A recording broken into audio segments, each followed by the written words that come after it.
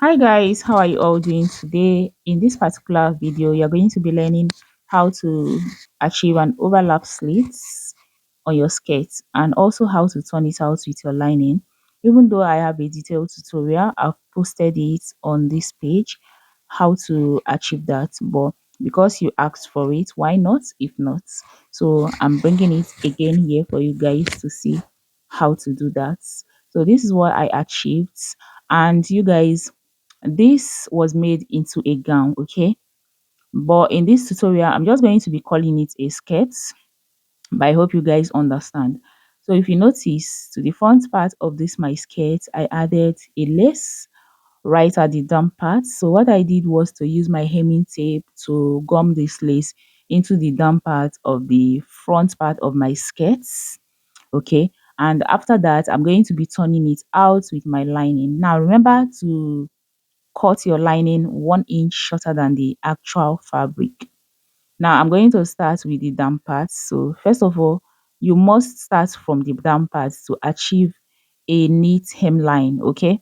So I'm going to place my lining right side facing the actual fabric, and then I'm going to stitch the hemline using 1/2 inch. So this is the first step to take.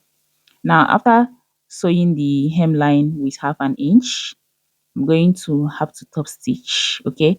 So I'm going to make sure that the allowance down there is towards the lining, and I'm going to top stitch that. Now after top stitching, this is what nobody will be able to explain to you online, okay? After top stitching, next you're going to have to start from the upper parts.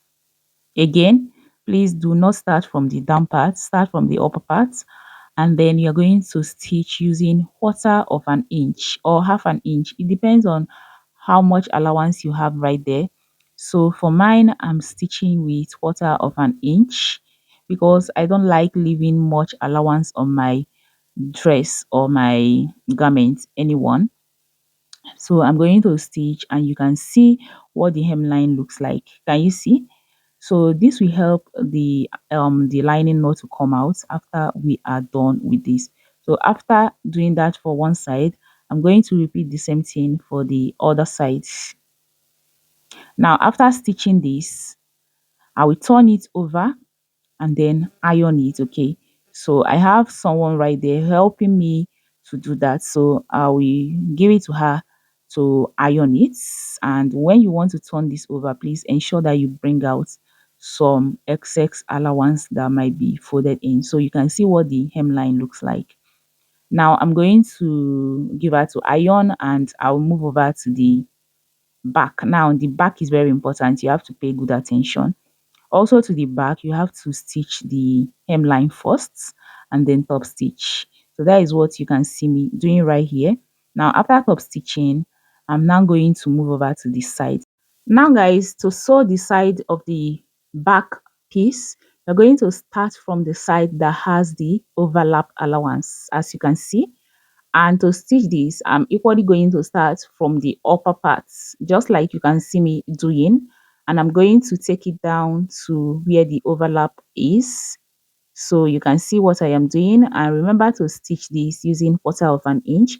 And once you get to that overlap slit part, go ahead and use your needle on the machine to hold the fabric, and then tilt your hands to move over to the overlap allowance and stitch using 1/4 inch also.